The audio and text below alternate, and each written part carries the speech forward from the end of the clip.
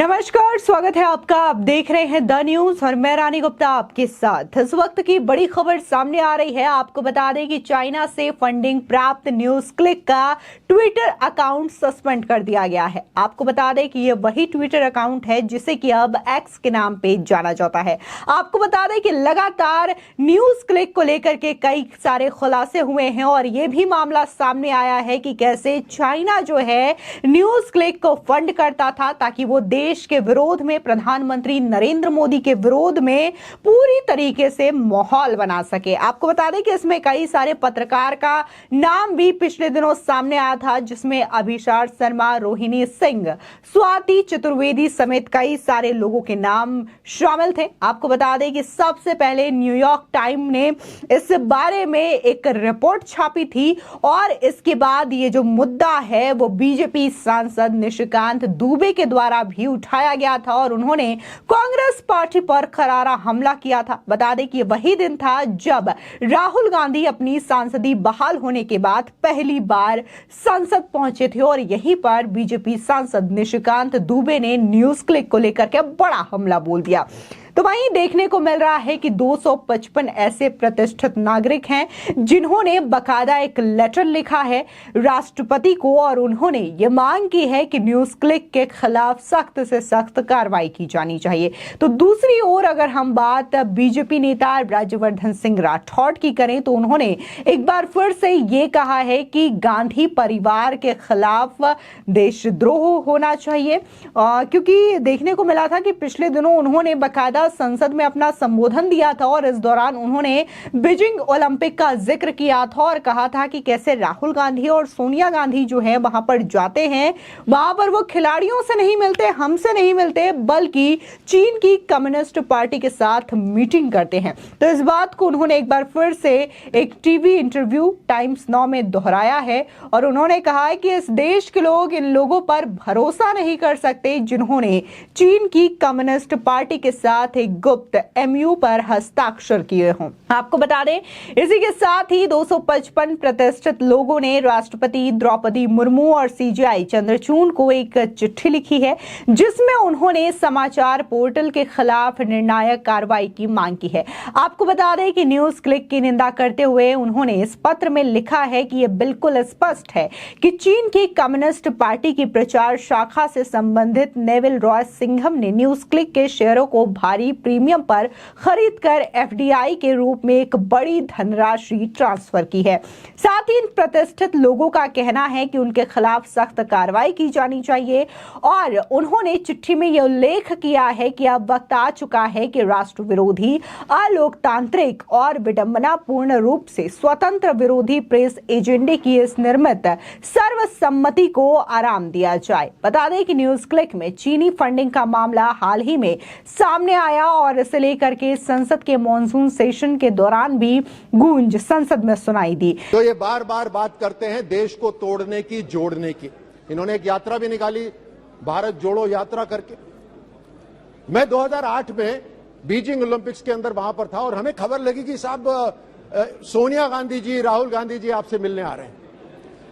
ये हमसे मिलने वहां पर नहीं आए थे और ना ही कोई मुलाकात हुई, क्योंकि इनकी थालियां तो कम्युनिस्ट पार्टी ऑफ चाइना ने बिछा रखी थी।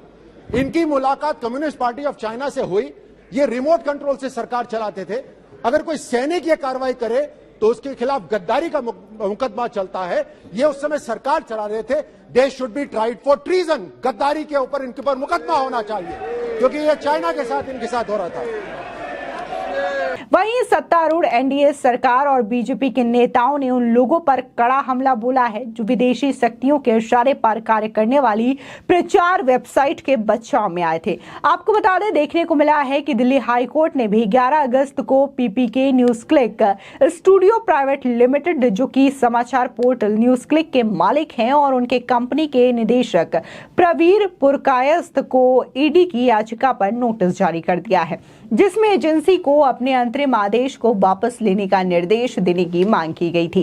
वहीं केंद्रीय मंत्री अनुराग ठाकुर हो या फिर निशिकांत दुबे हो, इन तमाम लोगों ने भी न्यूज क्लिक को लेकर के कांग्रेस पर हमला बोला, विपक्षी पार्टियों पर भी हमला बोला है। बता दें, दरअसल पिछले दिनों केंद्रीय मंत्री अनुराग ठाकुर ने न्यूज क्लिक पर आई एक अंतर्राष्ट्रीय अखबार की रिपोर्ट के बाद विपक्षी पार्टियों को आड़े हाथ लिया।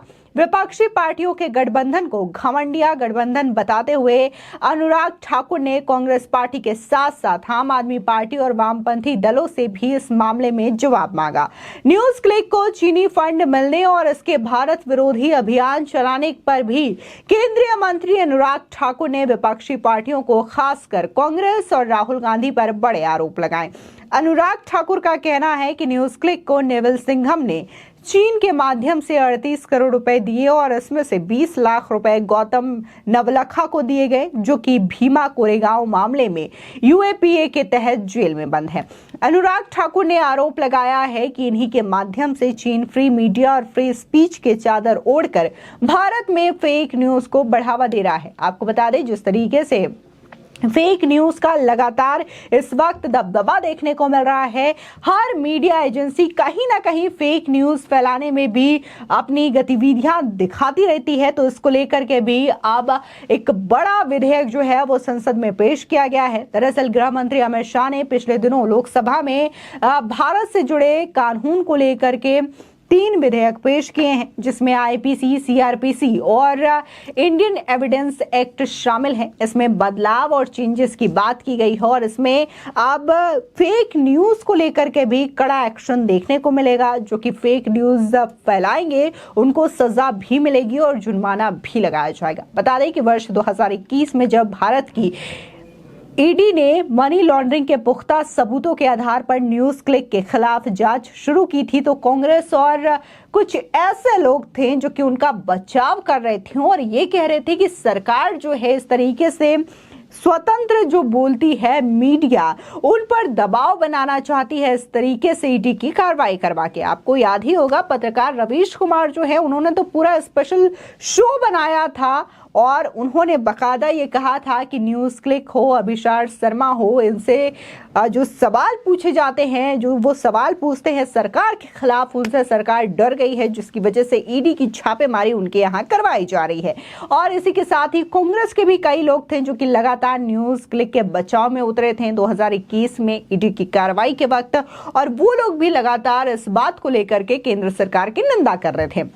लेकिन अब जैसे ही द न्यूयॉर्क टाइम्स ने एक खबर छापी है कि कैसे न्यूज क्लिक जो है वो चाइना के राजनीति को, वहां के जो एजेंडे हैं उसको भारत में फैलाने का काम कर रही है और खासकर देश विरोधी और मोदी विरोधी माहौल बनाने का जो काम है वो न्यूज क्लिक के द्वारा किया जाता है। तो ये तमाम खुलासे हुए, जिसके बाद चाहे फिर वो केंद्रीय मंत्री अनुराग ठाकुर हो, निशिकांत दुबे हो, एक के बाद एक वो हमलावर नजर आ रहे हैं। और जिस तरीके से निशिकांत दुबे ने संसद में ये आवाज उठाई थी और उन्होंने तो कई सारे पत्रकारों के नाम तक गिनवाए थे। उन्होंने न सिर्फ अभिषार शर्मा बल्कि रोहिणी सिंह के नाम का भी जिक्र किया था और कहा था कि ऐसे कुछ लोग हैं जो कि लगातार इस तरीके के एजेंडे को बढ़ावा देने की कोशिश करते हैं और इनको बाकायदा चीन से फंडिंग भी की जाती रही है। तो ऐसे में बहुत सारी जो इस वक्त यूट्यूब में मीडिया है जो कि ये कहती हैं कि वो सरकार से सवाल पूछ रही हैं और मोदी सरकार उनके सवालों का जवाब नहीं दे पाती, जिसकी वजह से उनके खिलाफ कार्रवाई की जाती है। तो ऐसे मीडिया संस्थानों की सच्चाई भी एक के बाद एक सामने आ रही है, जिस तरीके से न्यूज क्लिक की सच्चाई सामने आई है। फिलहाल न्यूज क्लिक के सोशल मीडिया अकाउंट ट्विटर को भी सस्पेंड कर दिया गया है। इसी के साथ ही उन्हें ईडी की ओर से उनके जो ओनर हैं उन्हें नोटिस भेज दिया गया है। साथ ही 255 प्रतिष्ठित नागरिकों ने सीजीआई और राष्ट्रपति मुर्मू से एक खत लिखा है और जांच की मांग की है। कहा है कि इसके खिलाफ सख्त से सख्त कार्रवाई की जाए। कहीं ना कहीं देखने को मिलता है कि तमाम ऐसे लोग हैं जो कि लगातार फेक न्यूज फैलाने का काम करते हैं और मोदी सरकार की काफी ज्यादा निंदा करते हैं। ये गलत नहीं है कि सरकार की आप निंदा ना करें, लेकिन लेकिन साथ ही अगर सरकार ने कुछ अच्छा काम किया है, अगर देश के नागरिकों के लिए उनका जो विजन है वो क्या है, ये भी आप जनता के सामने रखें तो ज्यादा अच्छा होगा। कहीं ना कहीं जो मीडिया होती है वो न्यूट्रल होना चाहिए, जिससे कि वो सरकार से सवाल भी पूछ सके, और वहीं अगर सरकार कुछ अच्छा काम कर रही है तो उसके बारे में भी मीडिया जनता को बता सके। और आखिरी फैसला तो जनता पर होता है कि उन्हें किसे चुनना है और किसे नहीं चुनता है। लेकिन कुछ ऐसे पत्रकार हैं जो कि लगातार एक खास दल को लेकर के सपोर्टिव भूमिका अपनाते हुए नजर आते हैं, चाहे फिर हम रवीश कुमार की बात करें, अजीत अंजुम की बात करें और अभिषार शर्मा की बात करें। कई सारे ऐसे पत्रकार हैं जो कि लगातार एक क्राइटेरिया सेट करने की कोशिश करते हैं। फिलहाल इस खबर को लेकर के आपकी क्या राय है, हमारे कमेंट सेक्शन में जरूर बताएं। आगे की और भी अपडेट के लिए चैनल को सब्सक्राइब करना ना भूलें।